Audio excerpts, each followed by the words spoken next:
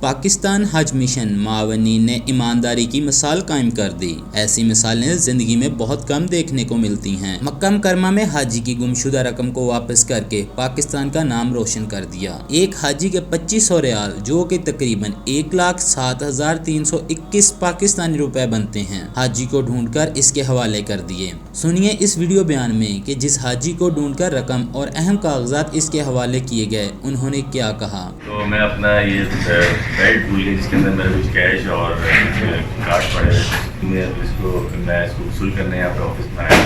میں ان کے تہہ دل سے شکریہ ادا کرتا ہوں۔ یہ یہاں پہ بہت جو میں نے اب تک دیکھا ہے کہ بہت ہی اچھا انتظام اور بہت ہی خیال رکھ رہے ہیں ہمارے تمام حاجیوں کا، جن کا میں تہہ دل سے شکر گزار۔ عازمین حج نے پاکستانی حج معاونین کو ایمانداری کی روشن مثال قرار دے دیا۔